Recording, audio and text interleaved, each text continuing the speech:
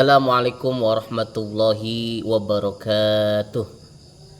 Alhamdulillahi rabbil alamin. Allahumma salli ala sayyidina Muhammad wa ala ali sayyidina Muhammad, amma ba'du. Sahabatku yang dimuliakan oleh Allah Subhanahu wa taala, salatlah untuk dirimu, salatlah untuk orang tuamu, salatlah untuk keluargamu, dan salatlah untuk ketaatanmu kepada Allah Subhanahu wa taala.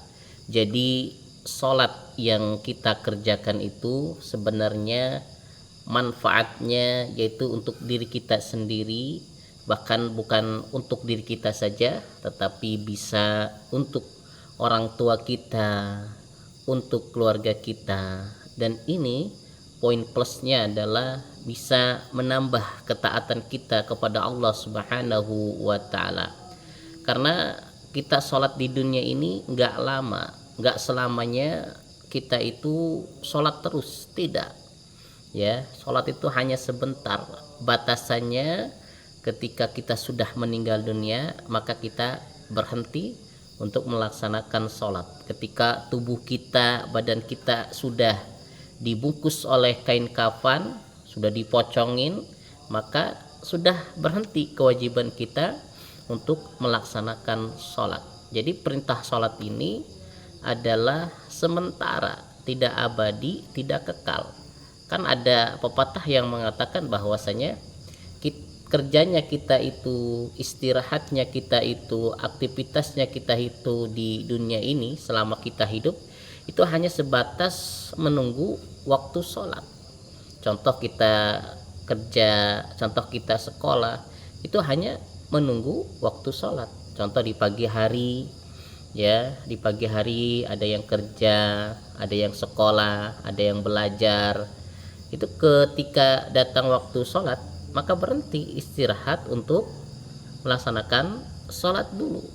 Setelah selesai sholat duhur, ya baru tuh kita lanjut lagi aktivitasnya. Yang mau istirahat siang, yang mau lanjut kerja ya lanjut kerja, yang mau lanjut sekolah belajar ya lanjut belajar sekolah.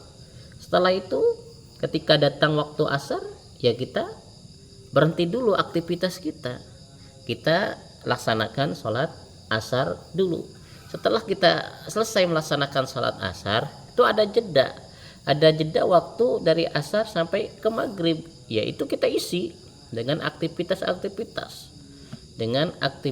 kegiatan kita. Mau kumpul dengan keluarga kah, masih ada yang kerja kah, masih ada yang di sawah, ada yang di kebun, ada yang di kantoran, atau masih bermain-main, bercandaria dan lain sebagainya. Tetapi ketika sudah memasuki waktu maghrib, ya semua aktivitas kita ya berhenti dulu, istirahat dulu untuk melaksanakan sholat maghrib. Kemudian setelah selesai melaksanakan sholat maghrib, itu pun baru aktivitas lagi, mau kerja, mau beraktivitas, nonton TV, main HP, ya main game, atau mau tiduran, atau mau belajar. Bagi para santri mungkin ngaji lagi, ya itu terus sampai waktu isya.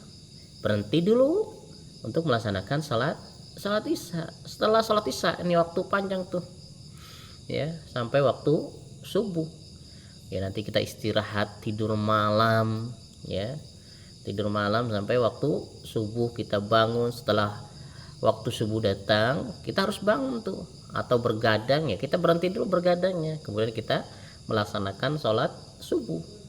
Nah setelah sholat subuh baru tuh aktivitas lagi tuh seterusnya, sesuai dengan aktivitas kita sehari-hari atau sesuai aktivitas kita masing-masing.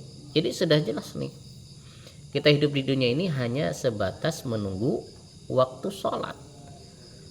Jadi yang kita lakukan seperti kerja, seperti belajar, seperti kita berumah tangga, itu hanya selingan kita hidup di dunia ini. Allah itu memerintahkan kita sholat itu bukan membebani hidup kita, bukan ingin menyita waktu kita, Tapi Allah memerintahkan sholat kita itu hanya Allah pengen melihat diri kita sebagai hambanya, sebagai makhluknya, untuk senantiasa meluangkan waktu untuk sholat. Karena di antara waktu yang 24 jam satu hari full itu tidak full untuk kita untuk sholat. Tidak. Kalau dihitung berapa sih yang Allah minta, yang Allah harus waktu yang harus kita luangkan untuk menghadap Allah, untuk beribadah kepada Allah. Ya hitung-hitungan contoh, kalau satu sholat itu 5 menit, berarti kan 5 kali 5 menit 25 menit. Hanya 25 menit Allah meminta diri kita untuk meluangkan untuk sholat beribadah kepada Allah Subhanahu wa ta'ala. Padahal dalam sehari saja itu ada 24 jam. Itu tidak ada 1 jam loh. Itu waktu luangnya banyak sekali. Bisa untuk apa aja yang kita bisa gunakan. Maka ayo, perintah sholat yang Allah wajibkan kepada kita sebagai umat Islam ini jangan sampai kita sia-siakan, jangan sampai kita tinggalkan.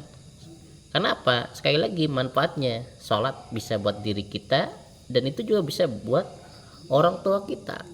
Kalau kita sebagai anak selalu taat kepada Allah, selalu melaksanakan sholat, maka sholat apa yang kita kerjakan itu nanti manfaatnya, pahalanya akan dirasakan juga oleh kedua orang tua kita.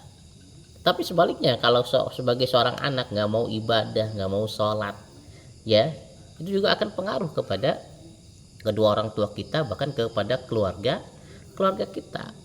Karena sholat ini merupakan kunci dari kesuksesan hidup kita.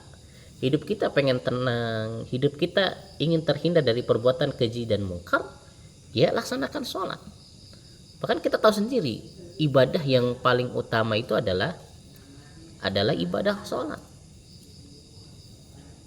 Jadi konsep kita hidup di dunia ini, kalau hidup kita ingin tenang, ingin sukses, ingin bahagia, tidak ada masalah, ya maka sholat jangan sampai kita tinggalkan.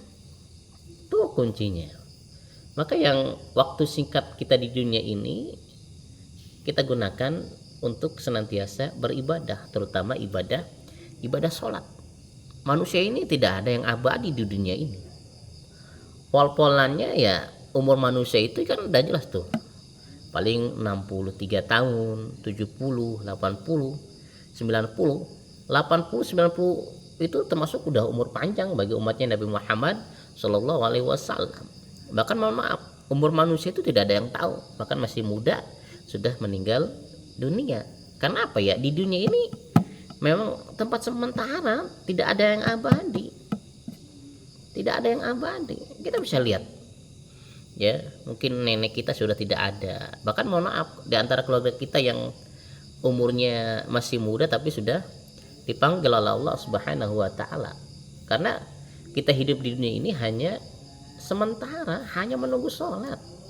Kan kita tahu sendiri, besok di akhirat itu amalan yang paling utama yang bakal dimintai pertanggungjawaban adalah amalan sholat.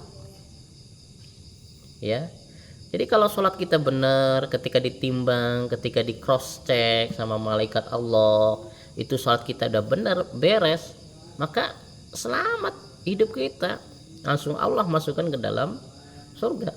Tetapi ketika diri kita, ketika ditimbang amal solehnya, ketika dicek bab sholatnya, kok masih banyak yang bolong-bolongnya, ya lebih ibadah sholatnya lebih rendah daripada maksiat kita, maka ya gagal sudah, pupus sudah harapan kita untuk dimasukkan ke dalam surga. Langsung Allah jerumuskan ke dalam neraka. Kan sudah jelas, kunci surga itu adalah sholat. Miftahul jannah la ilaha illallah.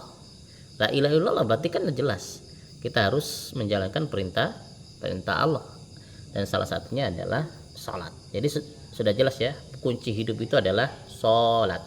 Maka perbaikilah selalu sholat kita, perbaiki selalu ibadah sholat kita. Makanya ada istilah yang mengatakan bahwasanya perbaikilah sholatmu maka hidupmu akan baik. Atau kalau di hidup kita ingin diperbaiki oleh Allah Subhanahu wa taala, maka perbaiki sholat kita. Oleh karena itu, ya Al-Fakir mengajak kepada pribadi Al-Fakir dan kepada teman-teman semuanya, ayo gunakan sisa hidup kita yang Allah masih berikan kepada kita untuk senantiasa memperbaiki sholat kita.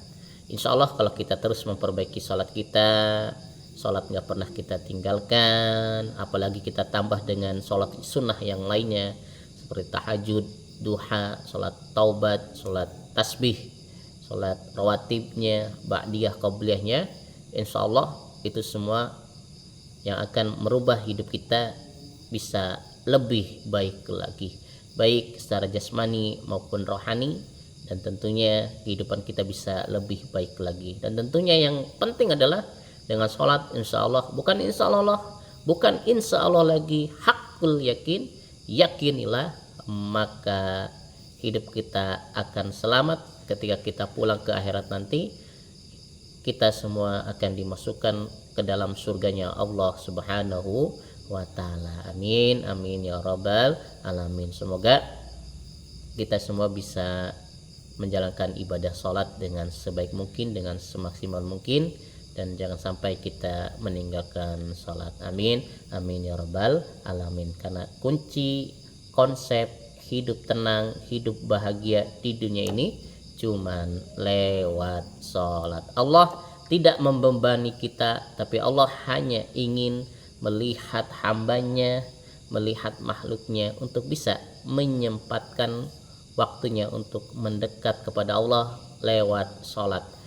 Ingin melihat diri kita semakin taat kepada Allah Subhanahu wa ta'ala lewat sholat kita. Itu yang harus kita perhatikan. Semoga diri kita, keluarga kita, orang tua kita, dan saudara-saudara kita menjadi hamba-hamba Allah yang taat, yang senantiasa bisa menjalankan segala perintah-perintah Allah dan menjauhi segala larangan-larangan Allah, dan tentunya semakin istiqomah, semakin khusyuk dalam menjalankan sholat fardu yang 5 yang telah Allah wajibkan kepada diri kita. Afwan, kurang lebihnya mohon maaf. Subhanakallahumma wa bihamdika asyhadu an la ilaha illa anta astaghfiruka wa atubu ilaik. Salam dari Pondok Pesantren Al-Hadid Gunung Kidul.